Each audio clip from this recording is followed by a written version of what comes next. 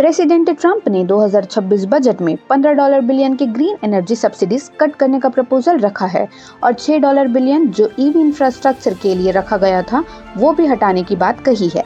Trump ने officially order दे दिया है कि जो पुराने यूएस कोल प्लांट बंद हो चुके थे उन्हें फिर से रिवाइव किया जाएगा।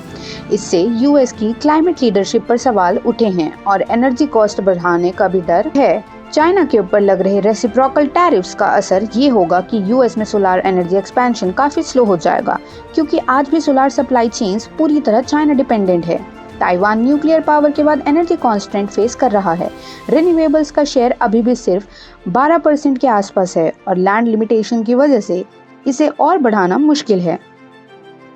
ताइवान अब US liquefied natural gas LNG पर अपनी डिपेंडेंसी बढ़ा रहा है। एक नया अलास्कान LNG डील किया गया है ताकि यूएस के साथ ट्रेड सरप्लस को भी बैलेंस किया जा सके, लेकिन ताइवान की LNG स्टोरेज कैपेसिटी बहुत लिमिटेड है। साउथ चाइना सी टेंशन या किसी भी ब्लॉकेड की सिचुएशन में ये एक बड़ा जियोपॉलिटिकल रिस्क बन सकता है। ताइवान फ्यूचर में अपनी एनर्जी सिक्योरिटी के लिए न्यूक्लियर फ्यूजन, क्वांटम कंप्यूटिंग और स्मॉलर मॉड्यूलर रिएक्टर्स जैसे एडवांस टेक्नोलॉजीज में इन्वेस्टमेंट कर रहा है।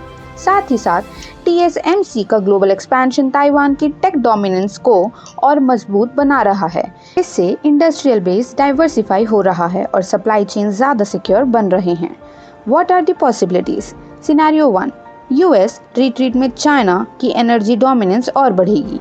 यूएस के पीछे हटने से चाइना रिन्यूएबल और क्लीन टेक एक्सपोर्ट में और तेजी से आगे निकल जाएगा।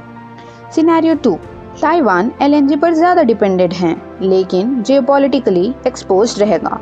यूएस LNG पर ओवर रिलायंस और लिमिटेड स्टोरेज ताइवान को मैरीटाइम थ्रेट्स के लिए वल्नरेबल बना देगा।